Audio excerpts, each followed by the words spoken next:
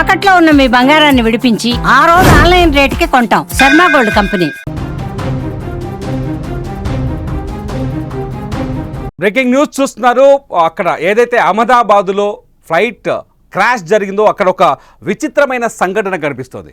మా ప్రతినిధులు విజయ్ అండ్ హర్షిని అక్కడ రిపోర్టింగ్ చేస్తున్న సమయంలో కొంత విచిత్రమైన చర్చ కనిపించింది. అక్కడ ఇన్వెస్టిగేటర్లు మాట్లాడుతున్న మాటలు కొంత ఆసక్తికరంగా మారాయి. ఏంటంటే ఎవరైతే ఇద్దరు పైలట్లు ఉన్నారో ఈ ఇద్దరు పైలట్లు అక్కడ ప్రమాదాన్ని తప్పించడానికి ఫస్ట్ ఆఫీసర్ క్లీవ్ కుందన్ అట్లాగే second main officer Sumit Sabharwal వీళ్ళిద్దరూ చాలా ఎక్స్పీరియన్స్ ఉన్న పైలట్లు. ఇద్దరు పైలట్లు విమానాన్ని కంట్రోల్ చేయలేకపోయినప్పటికీ దాన్ని ఒక చెట్టుకు ఢీకొట్టి ప్రమాద తీవ్రతను తగ్గించే ప్రయత్నం చేసినట్టుగా ఒక చర్చ జరుగుతోంది. వీళ్ళిద్దరూ చేసిన ఆ ప్రయత్నం నిజంగా వాళ్ళు ప్రమాద తీవ్రతని తగ్గించారు అని అక్కడ ఉన్న వాళ్ళు కొంత అంచనా వేస్తున్నారు. ఇదంతా పక్కన పెడితే ఎందుకు ఈ చర్చ జరుగుతుందనంటే ఎక్కడైతే ఫ్లైట్ వచ్చి కూలిపోయిందో ఆ ప్రాంతం కంటే 100 మీటర్లు ముందుకు వెళ్ళిన ఫ్లైట్ అక్కడ చెట్టును ఢీకొట్టకుండా 100 మీటర్లు ముందుకు వెళ్ళిన ఏకంగా ఒక కాలేజ్ బీజే మెడికల్ కాలేజ్ ఉంది కదా, ఆ కాలేజ్ మొత్తం భస్మం అయిపోయింది. ఇక్కడ 243 ప్లస్ అక్కడ డాక్టర్లు ఒక 14 మంది చనిపోయారు. మొత్తం 265 డెడ్ బాడీస్ చనిపోయినట్టుగా మనకు అప్డేట్ ఉంది. కానీ 100 మీటర్ల ముందుకు విమానం వెళ్ళిపోతే ఇప్పుడు ప్రమాదం జరిగిన బార్డర్ ప్రాంతం నుంచి 100 మీటర్ల ముందుకు వెళ్ళిపోతే కనీసం మృతుల సంఖ్య 1000 పైనే ఉండేదని ఒక చర్చ జరుగుతుంది. ఒకసారి అది ఊహించుకుంటేనే ఒళ్ళు జలధరిస్తుంది. ఒకసారి మీరు మా ప్రతినిధి విజయ్ అండ్ హర్షిని చేసిన ఒక గ్రౌండ్ రిపోర్ట్ని ఇప్పుడు చూడండి, మీకే ఈ విషయం అర్థమవుతుంది. ప్రస్తుతం అయితే నేను అహ్మదాబాద్లో జరిగినటువంటి ఫ్లైట్ క్రాష్ జరిగిన లొకేషన్లో నేను సీనియర్ జర్నలిస్ట్గా విజయ్ అలాగే హర్షిని ఇద్దరం కూడా 2 టీమ్స్గా హైదరాబాద్ నుంచి సుమన్ టీవీ కోసం ప్రత్యేకంగా ఎక్స్క్లూజివ్ కవరేజ్ ఇవ్వడం కోసం ఇక్కడికి వచ్చాం. సో ఇక్కడ మేము ఎక్స్ప్లోర్ చేసిన మా ఎక్స్పీరియన్స్ను కూడా మీకు వివరించే ప్రయత్నం చేస్తాం. నిన్న నైట్ ఇక్కడ మేము రావడానికి జరిగింది నిన్న మధ్యాహ్నం 1 గంట అయితే మేము వచ్చేసరికి ఆల్మోస్ట్ 10:30 అయింది. 10:30 నుండి మళ్ళీ అక్కడ బ్యారిగేడ్స్ పర్మిషన్ తీసుకొని ఘటనా స్థలానికి రావడానికి మాకు 20 మినిట్స్ పట్టింది. అదే మన సునీత విలియమ్స్ పైకి వెళ్ళినప్పుడు కూడా ఆ బోల్ట్లు అనేది లూజ్ అయ్యి అక్కడ వాళ్ళు గత 9 నెలల పాటు అక్కడ ఉండిపోవాల్సి వచ్చింది. అది కూడా ఆ స్పేస్ క్రాఫ్ట్ కూడా రిలేటెడ్ టు బోయింగ్ కంపెనీ అనమాట. సో ఇప్పుడు తరచు మనం చూసుకుంటే ఆల్మోస్ట్ 100 ఇన్సిడెంట్స్ దాకా నమోదై ఉన్నాయి. ఇక్కడ బోయింగ్ దట్టు మనకి ఇంటర్నేషనల్ క్యారియర్ అనగానే తీవ్రత అర్థమైంది. అందుకోసం హుటాహుటిన ఇక్కడికి రావడం జరిగింది. ఇక్కడికి వచ్చేసరికి కూడా మంటలు ఆర్పుతూ ఉన్న సందర్భం అనమాట. మధ్యాహ్నం నుండి మంటలు ఆర్పుతూ ఉన్న ఆగని సందర్భం అది. అప్పటికీ క్యాజువాలిటీస్ నమోదు అవుతూనే ఉన్నాయి, అప్పటికి తీస్తూనే ఉన్నారు. కొన్ని హృదయ విదారకమైన దృశ్యాలు కూడా చూడాల్సి వచ్చింది. అంటే ఎప్పుడు ఎక్కడా జరగకూడని సిచ్యువేషన్ ఇది. ఇలాంటి ఘటన ఎక్కడా జరగకూడదు. మేము వచ్చేసరికి ఇక్కడ దారిలో మేము వస్తున్నప్పుడు దారిలో ఆల్మోస్ట్ తల తెగి పడిపోయిన, అంటే అది ఫ్లైట్ ఎంత స్లోగా వెళ్ళినా కొన్ని 100 మైళ్ళ దూరంలోనే ఉంటుంది. సగం పార్ట్ మనకి టెయిల్ పార్ట్ అయితే మెస్ని హిట్ చేసిన తర్వాత ముందర పార్ట్ సగం పార్ట్ అదే వేగంతో ముందున్న బిల్డింగ్స్ మీద పడి అక్కడే కాక్పిట్ అయితే ఎక్కడైతే పైలట్స్ కూర్చుంటారో అక్కడ ఇరుక్కుపోవడం జరిగింది. నేను వచ్చేసరికి ఆల్మోస్ట్ ఇంకా మంటలు చెలరేగుతూనే ఉన్నాయి, ఆర్పుతూ ఉన్నారు. నేను వచ్చిన టైంకి కరెక్ట్గా ఎయిర్ ఇండియా సభ్యులు కూడా కొంతమంది రావడం జరిగింది. వాళ్ళని తీసుకొని సంఘటన స్థలానికి వెళ్ళారు. అప్పటికి వాళ్ళందరూ వెతుకుతూ ఉన్నది ఏంటి అంటే బ్లాక్ బాక్స్ గురించి. బ్లాక్ బాక్స్ నేను వచ్చిన 1 గంట తర్వాత వాళ్ళు రికవర్ చేసుకోవడం జరిగింది. ఇంకా కీలకమైన సాక్ష్యాలు అవన్నీ కూడా వాళ్ళు సేకరిస్తూ ఉన్నారనమాట. ఎయిర్ ఇండియా టీము అలాగే government and police department team. So మీరు చెప్తున్నట్టుగా అంటే హర్షిని ఇక్కడికి వచ్చే సమయానికి మొత్తం పరిస్థితి అంతా కూడా భయంకరంగా ఉంది. వైపు మంటలారుతున్నారు, క్యాజువాలిటీస్ని నేరుగా హాస్పిటల్కి తీసుకెళ్తున్నారు. సో నాకు ఇన్ఫర్మేషన్ వచ్చిన తర్వాత నేను ఢిల్లీలో ఉండడం జరిగింది. ఇవాళ మార్నింగ్ వచ్చాను. అయితే మార్నింగ్ ఇక్కడికి వచ్చాక అందరూ కూడా అసలు యాక్సిడెంట్ ఎలా జరిగింది, యాక్సిడెంట్ జరగడానికి మెయిన్ రీజన్ ఏంటి, ఏదైనా కూడా అందరూ ఏమంటున్నారంటే మేము నిల్చున్నటువంటి ఈ ప్లేస్కి ఇక్కడ మీకు వెనక కనిపిస్తున్నాయి కదా ఈ బిల్డింగ్స్, దాదాపుగా 10 బిల్డింగ్స్ ఉన్నాయి. ఈ 10 బిల్డింగ్స్కి వెనక కొంత దూరంలో ఎక్కడైతే ఇప్పుడు మీరు చూస్తున్నటువంటి విజువల్లో టైల్ పార్ట్ ఉందో ఆ టైల్ పార్ట్ ఫస్ట్ ఆ వెనకున్నటువంటి ఫస్ట్ ఒక చెట్టును ఢీ కొట్టడం జరిగింది. చెట్టును ఢీ కొట్టిన వెంటనే ఆ టైల్ పార్ట్ అక్కడ బిల్డింగ్ని టచ్ చేయడం జరిగింది. అక్కడ ఒక బీమ్ని టచ్ చేసిన తర్వాత టైర్స్ కూడా టచ్ చేసిన తర్వాత నెక్స్ట్ మిగిలినటువంటి హర్షిని చెప్పినట్టుగా మిగిలిన పార్ట్ అంతా కూడా బిల్డింగ్కి ముందు వైపు ల్యాండ్ అయింది, అంటే క్రాష్ అయింది. క్రాష్ అవ్వడంతో ఈ చెట్లన్నీ కూడా పూర్తిగా కాలిపోవడం జరిగింది. అలా కాకుండా ఒకవేళ ఈ బిల్డింగ్ కాకుండా మీరు ఇప్పుడు నా ఎదురుగా ఉన్నటువంటి కెమెరామెన్ వెనక కేవలం 50 అడుగుల దూరంలో కానీ ఒకవేళ ఫ్లైట్ కానీ క్రాష్ అయి ఉంటే మృతుల సంఖ్య మరింత పెరిగే అవకాశం ఉంది. ఈ కాలేజీకి వెనక గవర్నమెంట్ హాస్పిటల్ ఉంటుంది, సివిల్ హాస్పిటల్. ఇది వేల మంది అక్కడ ట్రీట్మెంట్ తీసుకుంటుంటారు. కేవలం కొన్ని అడుగుల దూరంలో కానీ ఒకవేళ ఫ్లైట్ కానీ క్రాష్ అయి ఉంటే అక్కడ కానీ కూలిపోయి ఉంటే మరింత దారుణం జరిగి ఉండేది. వేల మంది చనిపోయినటువంటి పరిస్థితి మనం చూసేవాళ్ళం. ఈ విషయంలో కూడా గుడ్ థింగ్ ఏంటంటే పైలట్లు ఎంత కాపాడడానికి ప్రయత్నించాలనుకున్నా కూడా అప్పటికే మేడే అనేటువంటి ఒక అలర్ట్ ఇవ్వడం జరిగింది. కేవలం ఫ్లైట్ టేకాఫ్ అయినటువంటి 53 సెకండ్స్లోనే క్రాష్ అయిపోయింది. సో ఇంకెక్కడ కూడా అక్కడ సేఫ్ చేసేటువంటి పరిస్థితులు లేవు, రియలైజ్ అయ్యే పరిస్థితి లేదు. ఏం చేయాలి వాళ్ళు అసలు అవగాహన తెచ్చుకునే లోపలే దహనం అయిపోయారు. సో ఒకవేళ కొంత ముందుగా వెళ్ళి కేవలం ఒక 100 అడుగుల దూరంలో లేదంటే ఒక 200 అడుగుల దూరంలో కానీ ఫ్లైట్ కానీ క్రాష్ అయ్యింటే వాళ్ళ పరిస్థితి మరింత దారుణంగా ఉండేది. నిజంగా లోపలికి వెళ్ళానండి. నేను లోపలికి వెళితే మనం మాత్రమే సుమన్ టీవీ ఎక్స్క్లూజివ్గా లోపలికి వెళ్ళడం జరిగింది. నేను వెళ్ళాను, హర్షిని వెళ్ళారు.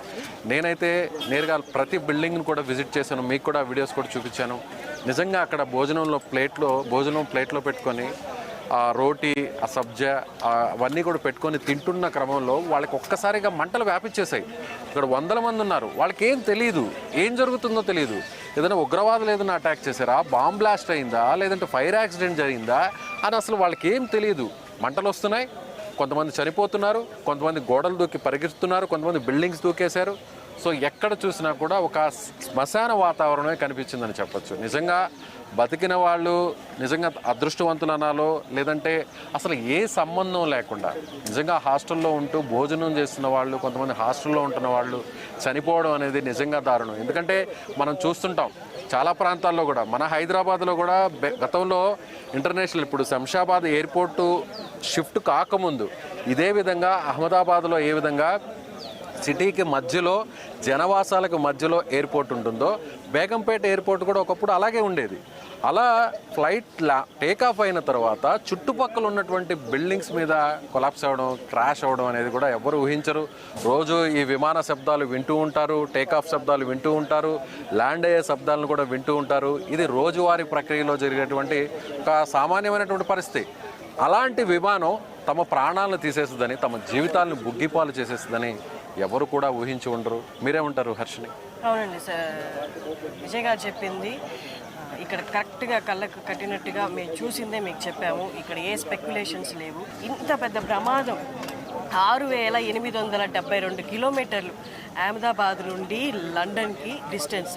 అంటే 6800 కిలోమీటర్లు మీకు కవర్ చేయాలంటే ఎంత ఫ్యూయల్ లోపల నింపుంటారో ఒక్కసారి అర్థం చేసుకోండి. అంత ఫ్యూయల్ జస్ట్ టేకాఫ్లోనే ఇంత ఫ్యూయల్ వాళ్ళు క్రాష్ అవడంతో నిండుగా ఉన్న ట్యాంక్ ఫ్యూయల్ మొత్తం బ్లాస్ట్ అవ్వడం. దానివల్ల మీరు చూడగలరు వెనక ఎంత విస్తృతంగా వచ్చేసాయో మంటలు ఇక్కడ దాకా.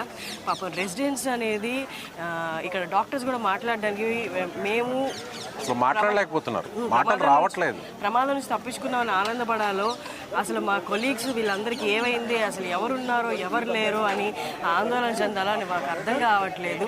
అది ఈ దుర్ఘటన ఎంతోమంది ప్రాణాలు కాపాడే డాక్టర్స్ రెసిడెంట్స్ మీద పడడము జరగడం అనేది ఇంకా చాలా దారుణం. సో నిజంగా ఈ విషయంలో కూడా ఏవియేషన్ డిపార్ట్మెంట్ కూడా టెక్నికల్గా కొంత అలర్ట్ అవ్వాల్సినటువంటి అవసరం ఉంది. R&D జరగాలి. ఎప్పటి నుంచో కూడా ఏదన్నా విమానంలో టెక్నికల్ ప్రాబ్లం వచ్చినప్పుడు ఇంజన్ నుంచి ఏదైతే ప్యాసింజర్స్ క్యారీ అవుతున్నటువంటి ఆ పార్ట్ వరకు కూడా పారాచూట్ ద్వారా సపరేట్ అవ్వాలి అని గత దశాబ్ద కాలం నుంచి కూడా దీని గురించి అనేక చర్చలు జరుగుతున్నాయి. కానీ ఇప్పటివరకు కూడా ఎక్కడ కూడా ప్రాక్టికల్గా అది ప్రూవ్ కాలేదు. సో ఇప్పటికైనా కూడా ఏవియేషన్ డిపార్ట్మెంట్స్ అంటే కిందున్నటువంటి ఈ భూమి మీద నుంచి చంద్రుడి మీదకి మనుషులు పంపుతున్నాం, అలాగే ఫ్లైట్స్ ఇలా సాధారణంగా క్యారీ అవ్వడం అనేది, ప్యాసింజర్ ట్రావెల్ చేయడం అనేది సర్వసాధారణంగా మారిపోయినటువంటి ఈ ఆధునిక కాలంలో అందరూ కూడా ట్రైన్స్ 2 టైర్ ఏసీ 3 టైర్ ఏసీలో ఎలా ట్రావెల్ చేస్తున్నారో అలా ఫ్లైట్లో చాలా ఈజీగా ట్రావెల్ చేసే పరిస్థితి, ప్రతి ఒక్కరు కూడా అఫోర్డ్ చేసేటువంటి ప్రైసెస్ వచ్చాయి. కానీ ఇంత డెవలప్మెంట్ అయితే జరిగినా కూడా, ఇంత టెక్నాలజీ ఉన్నా కూడా నిజంగా ఇంకా ఫ్లైట్స్ యాక్సిడెంట్ అవడం అనేది, వందల మంది చనిపోవడం అనేది, అందులో కూడా ఆ ఫ్లైట్ కూడా జనావాసాల మీద పడడం అనేది నిజంగా బాధాకరం. ఇండియాలో జరిగినటువంటి ఫ్లైట్ క్రాష్ యాక్సిడెంట్స్లో ఇదొక బిగ్గెస్ట్ యాక్సిడెంట్గా చెప్పాలి, ఇదొక విషాదకరమైనటువంటి ఇన్సిడెంట్గా చెప్పాలి. ఈ వార్తని కవర్ చేయడం కూడా నిజంగా మాకు కూడా చాలా బాధగా ఉంది. చాలా విషయాల్ని కవర్ చేశాం. నేను గతంలో కూడా సుమన్ టీవీ సంబంధించినట్టు కొన్ని షూట్స్ కోసం నేను కానీ, హర్షిని గారు కానీ, కొంతమంది యాంకర్స్ అందరం కూడా ఇదే అహ్మదాబాద్కి చాలా సందర్భాల్లో రావడం జరిగింది. గత 2 నెలల్లో 4-5 సార్లు వచ్చినటువంటి పరిస్థితులు కూడా ఉన్నాయి. కానీ ఇలా వచ్చి అహ్మదాబాద్లో ఇలాంటి వార్తని కవర్ చేయడం అనేది నిజంగా చాలా చాలా చాలా బాధగా ఉంది. ఇంకొక విషయం కూడా హర్షిని ఏంటంటే, చనిపోయిన వాళ్ళ విషయం గురించి మనం మాట్లాడుకుంటుంటే ఆ చనిపోయినటువంటి మృతదేహాలను గుర్తుపట్టలేని విధంగా దారుణంగా ఉన్నాయి. పీసెస్ అయిపోయినాయి. తల ఎవరిదో తెలియదు. హర్షిని చెప్పినట్టుగా వాళ్ళు వచ్చే టైంకి ఈ ప్రాంతంలోనే ఒక ప్యాసింజర్ కావచ్చు, లేదంటే ఇక్కడున్న లోకల్ పర్సన్కి సంబంధించిన హెడ్ పార్ట్ తెగిపడి ఇక్కడ రోడ్డు మీద పడిపోవడం మీరు కూడా సోషల్ మీడియాలో చూస్తుంటారు. నిజంగా ఎవరి ఏ పార్ట్దో ఎవరు తెలియదు, ఎవరు బాడీ పీసెస్ ఏంటో కూడా ఎవరికి తెలియదు. అలాంటి దారుణమైన స్థితి, కుటుంబాలకి చనిపోయారనేటువంటి జీర్ణించుకోలేని బాధ ఒక ఎత్తు అయితే, వాళ్ళ ఫ్యామిలీ మెంబర్కి సంబంధించినటువంటి డెడ్ బాడీ ఎవరిదో ఐడెంటిఫై చేయడం అదొక పెద్ద సమస్యగా మారిపోయింది. ఎంత డిఎన్ఏ టెస్టులు జరిగినా కూడా, గతంలో కూడా ఎన్నో యాక్సిడెంట్స్ జరిగాయి, ఇలాగే ఫ్లైట్ యాక్సిడెంట్స్ జరిగాయి, అలాగే ట్రైన్ యాక్సిడెంట్స్ జరిగాయి. కానీ ఎక్కడా కూడా దాదాపు 100 మంది చనిపోయిన సందర్భంలో కనీసం 30 నుంచి 40 మంది డెడ్ బాడీస్ గుర్తుపట్టలేని విధంగా గతంలో జరిగినటువంటి పరిస్థితులు ఉన్నాయి. సో అదృష్టవశాత్తు అనుకోవచ్చు, లేదంటే గుడ్ లక్గా అందరి డెడ్ బాడీస్ అన్నింటినీ కూడా ఐడెంటిఫై చేయాలి, వాళ్ళ ఫ్యామిలీ మెంబర్స్కి ఇవ్వాలని మనం కూడా మనస్ఫూర్తిగా కోరుకుంటాం. మీరేమంటారు హర్ష? నార్మల్గా అందరూ అనుకుంటారు ఏదైనా బిల్డింగ్ మీద పడితే ఆ బిల్డింగే కదా మనకి ఆ తీవ్రతని ఫేస్ చేస్తుంది అని. కానీ మనకి బోయింగ్ అనేది పెద్ద ఫ్లైట్, 242 మందిని క్యారీ చేస్తున్న ఫ్లైట్. అది 187 ఫీట్ ఉంటుంది, 187 ఫీట్ ఉంటుంది. అందుకోసమే మనకి ఇంత భారీ ఎత్తున నష్టం కనిపిస్తుంది. ఏ ప్రోగ్రామ్ హోస్ట్ అయినా, ఏ యాంకర్ అయినా బాగా వర్క్ చేయాలనుకుంటారు. కానీ ఇక్కడ మేము ఎంత చెప్పాలన్నా రోదనలే ఉన్నాయి మా చుట్టుపక్కల. ఎంత చెప్తూ ఉన్నా అవి చూస్తూ అసలు ఇలాంటి పరిస్థితి ఎందుకు వచ్చిందా అని క్షణక్షణం లోపల అనుకుంటూ కవర్ చేయాల్సి వచ్చింది. ఇదంతా మీ అందరికీ అవేర్నెస్ క్రియేట్ చేయడానికి, ఇక్కడ పరిస్థితి ఏంటి అని తెలపడానికి మేము ఇంత కష్టం తీసుకొని ఇక్కడికి వచ్చింది. సో ఇప్పుడు ప్రస్తుతానికి క్యాజువాలిటీ విషయానికి వస్తే, అక్కడ మాత్రం మనకి ఎలాంటి అప్డేట్ రావట్లేదు అఫీషియల్గా డాక్టర్స్ తీస్తే తప్ప. నిన్న రాత్రి వరకు హాస్పిటల్లో కూడా ఎలా ఉన్నింది. నేను లోపలికి వెళ్ళి కొంతమంది పేషెంట్స్ తోటి, వాళ్ళ రిలేటివ్స్ తోటి మాట్లాడడం జరిగింది. నేను మాట్లాడుతున్న ఆ టైంలో కొంతమంది పేషెంట్స్ ఉంటే, ఇంకొంత భాగం ఎవరున్నారు అంటే మా వాళ్ళు కూడా అదే రెసిడెన్సీలో ఉండేవాళ్ళండి. వాళ్ళు అసలు ఇక్కడ ఉన్నారా లేరా ఆ టైంలో, లేకపోతే బయటకు వచ్చారా, వాళ్ళ నోటి నుంచి ఆ మాట రావట్లేదు. చనిపోయారేమో అన్న ఆ మాట రాలేక వాళ్ళు ఎక్కడున్నారో కనిపెట్టండి, వాళ్ళు ఎక్కడున్నారో కనిపెట్టండి అంటున్నారు. మొత్తం కాలిపోయి ఉన్నాయండి. ఆ పక్కనే ఎవరైతే పెట్స్ని పెంచుకుంటూ ఉన్నారో ఆ పెట్స్ని ఆ 30 సెకండ్స్లో వాళ్ళ ప్రాణాలకి అసలు ఏమవుతుందో తెలియదు. వాళ్ళు అసలు అవగాహన రియలైజేషన్లోకి వచ్చే లోపలే వాళ్ళ ప్రాణాలే పోయాయి. ఇంకా ఆ చిన్న ప్రాణాలను వాళ్ళేం కాపాడుతారు. అవి అలాగే కట్టేసి ఉన్నాయి, అలాగే అక్కడే బూడిదైపోయి అలా స్తబ్దుగా నిల్చున్నాయి అన్నమాట. వాటి శవాలు కూడా అక్కడే ఉన్నాయి.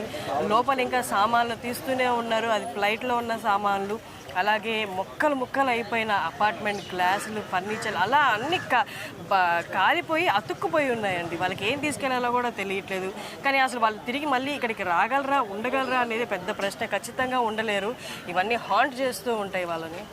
సో నిజంగా లోపలికి వెళ్ళినప్పుడు అక్కడ సిచ్యువేషన్ చూస్తే దాదాపు 6 బిల్డింగ్స్ మొత్తం అంతా కూడా కాలి బూడిదైపోయి ఉన్నాయి.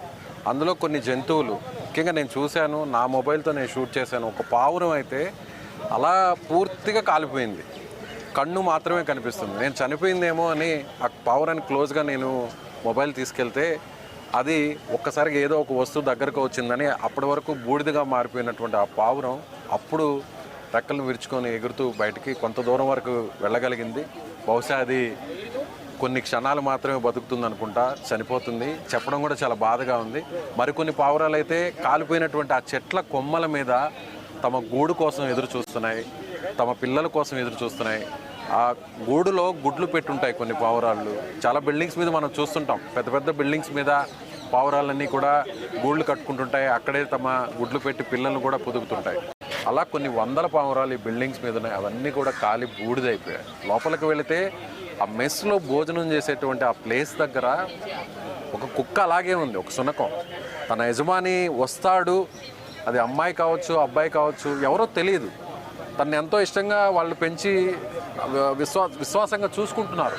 ఆ కుక్క దాని లాయల్టీ ఎలా ఉందంటే, నా యజమాని వస్తాడు, ఇక్కడికి వస్తాడు, తను కంచంలో తింటున్నటువంటి భోజనంలో ఒక ముద్ద నాకు పెడతాడు, ఒక రొట్టె ముక్క నాకు తీసి పెడుతుంది అని ఆశగా ఎదురు చూస్తున్నటువంటి ఆ దృశ్యాలు నిజంగా చాలా చాలా చాలా చాలా బాధ కలిగించాయండి. నిజంగా ఓవైపు టెక్నీషియన్స్ వస్తున్నారు, ఓవైపు ఎవరైతే R&D డిపార్ట్మెంట్స్ వస్తున్నారు, ఫోరెన్సిక్ వాళ్ళు వస్తున్నారు, ఏవియేషన్ డిపార్ట్మెంట్స్ వాళ్ళు వస్తున్నారు, రెస్క్యూ టీమ్స్ వస్తున్నాయి, ఎవరి పనులు వాళ్ళు చేసుకుంటున్నారు, శబ్దాలు వస్తున్నాయి, బిల్డింగ్ మొత్తం కూలిపోయింది. కానీ ఆ కుక్క మాత్రం అలాగే టేబుల్ కింద చూస్తూ ఏ కదలిక వచ్చినా తన యజమాని వస్తున్నాడేమో అంటూ అటువైపు చూడడం నిజంగా చాలా బాధ కలిగించింది. అంటే నిజంగా ఇలాంటి ప్రమాదాలు జరిగినప్పుడు ఎంత దారుణమైనటువంటి పరిస్థితులు ఉంటాయో, మనసును అలా పిండేసేటువంటి దృశ్యాలు లోపల కనిపిస్తున్నాయని మీకు చెప్పడం కోసమే ఇంత డీటెయిల్డ్గా మేము చెప్పే ప్రయత్నం చేస్తున్నాం. దారుణమైన విషయము, చూసిన వెంటనే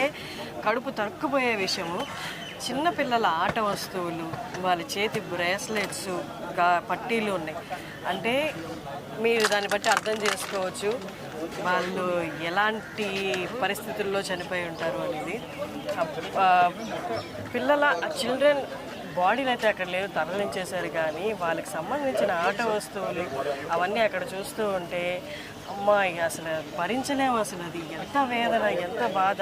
చిన్న దెబ్బ తగిలితే తట్టుకోలేరే, కేవమని ఏడుస్తారే. అలాంటి పిల్లలు మన విజువల్స్లో చూడొచ్చు. ఒక హోల్ ఫ్యామిలీ, 5 మెంబర్స్ ఉన్నారు ఫ్యామిలీ, అందరూ ఇంతున్నారు, 3 పిల్లలు. ఫస్ట్ టైం వెళ్తున్నారంట లండన్కి, అక్కడ సెటిల్ అయిపోవడానికి. వాళ్ళకి ఏం తెలుసు, ఏమి తెలియకుండానే ప్రాణాలు కోల్పోవడం జరిగింది. అమ్మున్నారు నారున్నారు అని ధైర్యం కూడా లేదు. వాళ్ళేం చేయగలరు? మంటలు వ్యాపించేశాక ఎవరూ ఏమీ చేయలేరు. అలాంటి పరిస్థితి. సో ఇంకొక విషయం కూడా చెప్పాలండి, జనరల్గా చిన్నపిల్లలు కానీ పెద్దవాళ్ళు కానీ అలా విమానం సౌండ్ వస్తూ పైన వెళ్తుంటే అది ఎంత వయసు వాళ్ళైనా సరే, ఏ హోదాలో ఉన్న వాళ్ళైనా సరే అలా ఆశగా ఒక్కసారిగా ఆశ్చర్యంగా ఆ విమానం వైపు చూస్తుంటారు. అలా ప్రతిరోజు అలా చూసే పిల్లలు ఆ విమానం వల్లే తమ ప్రాణాలు పోతాయని, తమ కుటుంబాలని కోల్పోతారని ఎవరు కూడా జీవితంలో ఎవ్వరు ఊహించరు. అలాంటి దారుణమైనటువంటి భయానక పరిస్థితి ఇక్కడ రావడం అనేది చాలా చాలా చాలా దారుణం అనే చెప్పాలి. అన్ని కమ్యూటేషన్స్లో సేఫెస్ట్ కమ్యూటేషన్ అనేది ఈ ట్రావెల్ అనేది ఏరోప్లేన్ ద్వారానే అంటారు. ఎందుకంటే దాని ఫెయిల్యూర్ రేషియో 0.01% అంటారు. లేదా అది కూడా కాదంటే 1% అంటారు. 99% మీరు సురక్షితంగా మీ గమ్యానికి చేరుతారని అష్యూరెన్స్ ఉందన్నమాట ఫ్లైట్లో. అది మనం బస్సు, రోడ్వేస్ ట్రావెల్స్ లేదా రైల్వే ట్రావెల్స్ తీసుకుంటే మనం తరచూ అవి ప్రమాదాలకు గురవడం చూస్తూనే ఉంటాం. చాలామందికి భరోసా ఉంది ఈ జర్నీ మీద. అలాగే ఏరోప్లేన్ అంటే సార్ చెప్పినట్టు, విజయ్ గారు చెప్పినట్టు అందరికీ ఒక ఆనందం, హ్యాపీనెస్ అనమాట. ఫ్లై చేయడం అనేది అందరికీ జీవితంలో ఒక్కసారైనా ఫ్లైట్ ఎక్కాలని ఉంటుంది, ఒక ఆనందంతో కూడింది ఇది. సో అందుకోసమే ఏమో ఇంత ఆందోళన, ఇంకొకసారి ఫ్లైట్ ఎక్కగలమా, అందరికీ ఫ్లైట్ మీద మన సాంకేతిక లోపం అయితే, లేకపోతే కరెక్ట్గా అన్నీ పర్ఫెక్ట్గా ఉన్నాయని చెక్ చేసుకోకపోవడం ఒక కారణం అయితే అక్కడ మనకి కనిపిస్తుంది. ఆల్రెడీ రిలీజ్ చేశారు గవర్నమెంట్. రీజన్ ఏంటి అనేది అక్కడ ఫ్యూయల్ కంజక్షన్ అయితే జరిగిందని చెప్తున్నారు. దానికి రీజన్స్ కూడా మనకి ఇంకా తెలియాల్సి ఉంది.